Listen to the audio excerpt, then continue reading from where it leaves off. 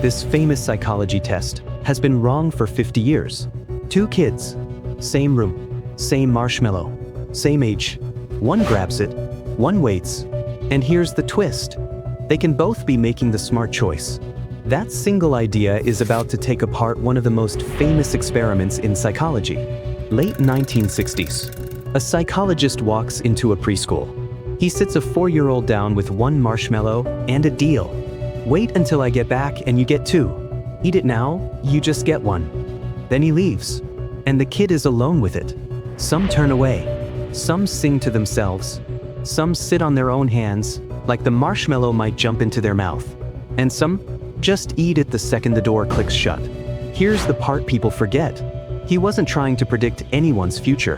He was studying attention, how a kid fights a temptation sitting right in front of their face. Years later, almost by accident, the researchers went back and found those same kids, now teenagers, the ones who'd waited longest as 4-year-olds, doing noticeably better in school. It was the kind of result that feels too clean to be true, because it told a story people wanted to hear. Not a story about privilege or luck, or the family you were born into. A story about character, about grit. It got a best-selling book, classroom lessons, TED Talks, boardroom keynotes. Always the same moral. Self-control is a muscle. Train it young, and your whole life falls into place. But there was a detail sitting quietly in the fine print. Once you see it, you can't unsee it. The kids in that study weren't a slice of America. They were the sons and daughters of Stanford professors and staff. And the famous follow-up?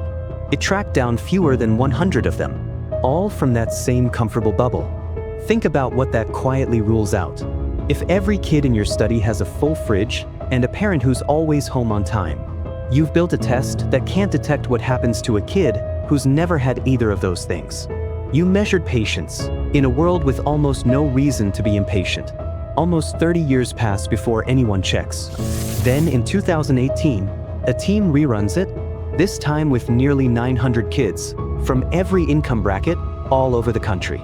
And this time, they measure something the original never did: the family standing behind each kid. The result? The magic mostly evaporates. The link between waiting and success shrinks to a fraction of its old size. And once they factor in the kid's background, most of what's left just disappears. The marshmallow was never measuring the child's future. It was measuring the child's zip code. Here's the question nobody really asked. Is waiting for the second marshmallow actually the smart move?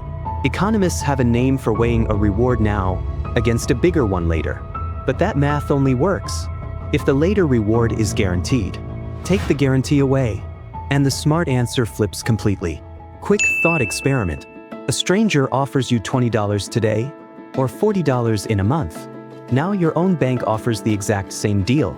Most people grab the $20 from the stranger and happily wait for the $40 from the bank. Nothing about your self-control changed. What changed is whether you trust the payer. A 4-year-old staring at a marshmallow is running that exact same math, just without the words for it. So, in 2013, researchers tested exactly that. Before any candy shows up, a kid sits down for an art project. The adult makes a promise. Wait a bit, and better supplies are coming. For half the kids, the adult delivers. For the other half, the adult comes back with nothing. Then, and only then, the marshmallow shows up. The kids who'd just learned this adult keeps their word waited 12 minutes on average. The kids who'd learned the opposite waited about 3. Same candy, same room, same age. A 4-fold difference created by one earlier lie or one earlier truth. Suddenly, the impulsive kid doesn't look impulsive. That kid just made the only bet in the room that was guaranteed to pay off. There's a second piece to this. Scarcity doesn't just limit what you have, it limits how you think. Researchers had people imagine a surprise car repair bill, then took a reasoning test. Just imagining the bill made scores drop. Not because they were less capable, because part of their mind was already busy running the numbers on rent, grabbing the reward that's real, right now, in your hand. That's not a lapse in judgment. That's a brain working exactly as designed under pressure. Every human brain has some pull toward right now over later. Psychologists call it present bias, but it's a volume knob. Not a fixed setting. A steady, predictable world turns it down. An unpredictable one cranks it up. Same wiring in every brain. Wildly different volume, depending on the life it's operating inside. And this isn't just a marshmallow problem. Over the last decade, psychology has found that a lot of its famous results don't survive being tested again. They call it the replication crisis. The Marshmallow Test's unraveling is just one falling domino in it. One clever study on one small unusual group of people dressed up as a universal law.